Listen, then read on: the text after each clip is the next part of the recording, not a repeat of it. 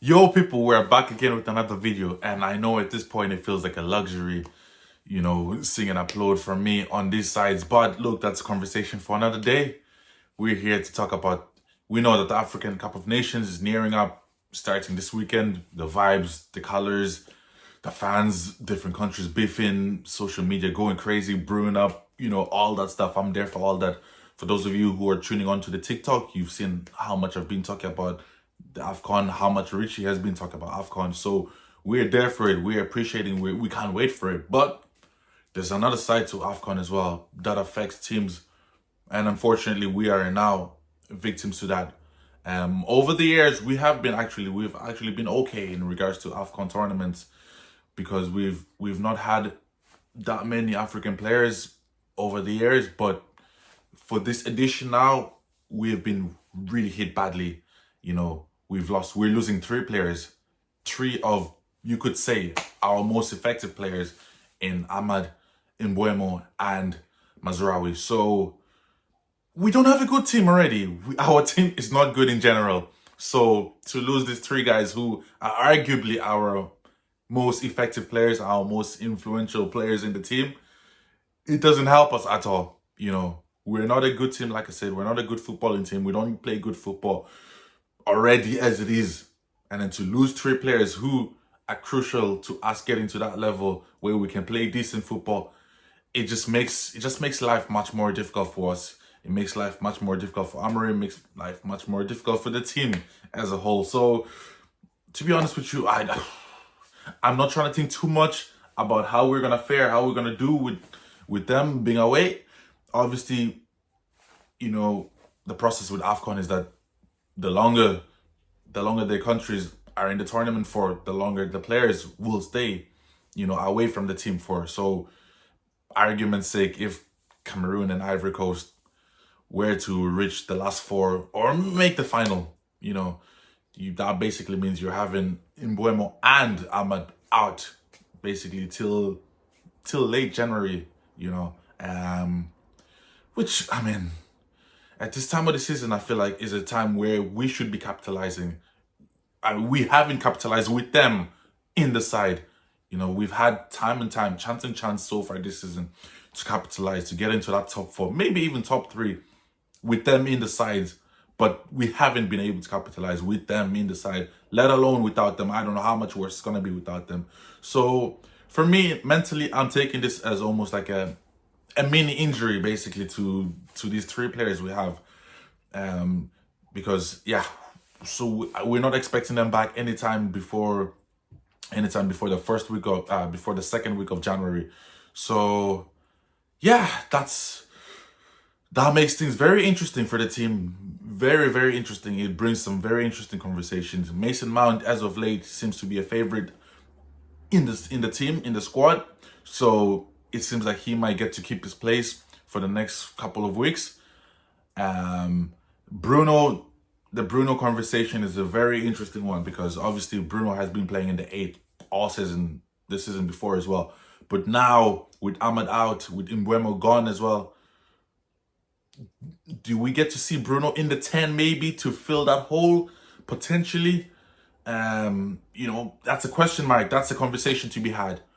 Personally, I don't want to see Bruno there in the 10.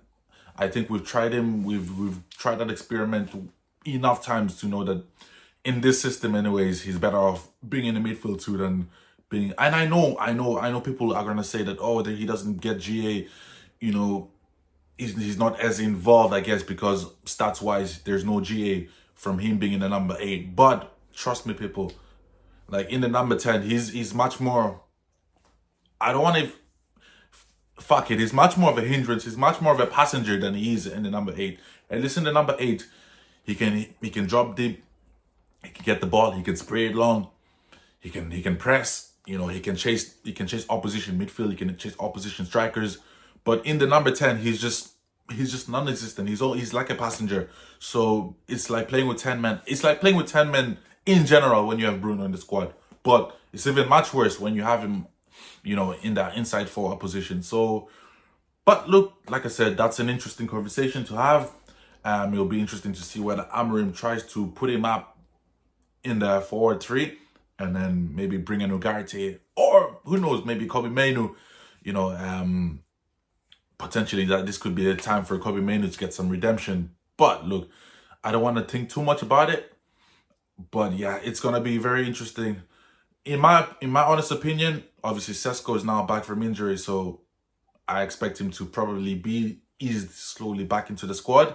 But in my honest opinion, what I would like to see going to our next game would probably be a front three of Cunha, Xerxes, and Mason Mount. So Mason Mount on the right hand side, Cunha on the left, and Xerxes up front. I'm not a big fan of the Cunha up front experiment. I'm not really. I understand why he does it. I understand the logic, but I'm not really the biggest fan of it. For me, Cunha has to be that maestro, has to be that creator, has to be the man on the ball, has to be that guy that everything goes through. You know, but when you have him up front as a 9, you lose that away from him. You know, you take that away from him. Sorry. You know, you force him to become someone that he's not, someone that he shouldn't be, where you want him to run in behind, you want him to be, you know, barging and, you know, laying his back on center halves. And no, we don't want that from Cunha. We want Cunha on the half turn, on the halfway line, you know, beating men, you know, pause, you know, on the halfway line, dragging the ball, carrying the ball, dribbling, passing 1 or 2 players. You know, that's what you want from Cunha. Putting in crosses, you know, true balls. That's what you want. You don't want Cunha trying to make runs in behind, you know, trying to shoulder barrage center halves. You know, no. So I feel like we're wasting him a lot when we have him up front in the 9. So yeah, like I said, people, these 3 losses it's going to be heavy. We've not been great already this season with them in the squad, and they've been our most effective players in their own ways. So to not have them now, I'm scared to think what could potentially happen. But at the same time, this could be maybe a blessing in disguise, in the sense that someone could come into the squad now, into the team, and take their chance. You know, like I mentioned, Kobe Mainu, this could be his redemption arc, where he gets back into the lineup and then, you know, he starts cooking and we're having a different conversation. Mason Mount could just prove why Amorim likes him, you know, within these next couple of weeks. So I'm not gonna be too judgmental, too pissed, but I'm taking things with a pinch of salt. Like I said, we've had countless number of chances these last couple of weeks, last couple of game weeks, to get to the top 4, maybe even top 3, and we've just been squandering them. 4-4 draw against Bournemouth. Yes, we beat Wolves, fair enough. You know, we draw against West Ham late. We draw against Spurs late. You know, we draw against Forest. You know, these kind of things. We narrowly beat Palace. You know, in these kind of games where we should have been going away with the 3 points, we still, you know, allowed opposition to get back. We're still giving teams chances over and over again. And, you know, it's a worry. It's a worry if we're really trying to get to that level, if we're really trying to chase for Europe, chase for top 4, top 5 even. You know, we need to be better than this. We're a yo-yo club at this point. We're a fidget spinner. We just go this direction, then we go back this direction, and then back this direction. So there's no consistency. Like, people, I've been watching football for I don't know how many years, but most of the times when I watch this club, I feel like I don't understand. Maybe I don't understand football. Maybe I don't see what Amorim is thinking. It's a mess. It is a mess. But look, all we can do is just hope for the best. All we can do is hope for the best. But yeah, like I said, people, big losses, huge losses. I'm gonna support our guys in the Afcon no matter what. You know, even though they're not, nine of them are Congolese. But look, I'll support them. I will still show love. But look, the sooner they get back, the better. I will take an Ivory Coast getting knocked out in the last 16, a Cameroon getting knocked out in the group stages, just so they can come back quicker. But realistically, these are big nations they're playing for. Mazraoui is playing for the best country in the continent. So Morocco, you're probably expecting them to make semi-final, probably final even. Cameroon and Ivory Coast, quarterfinals respectively. So yeah, I'm hoping that the tournament could be cut short and they could come back. But at the same time, look, best of luck to them anyways. And yeah, people, I shall see you soon. Peace.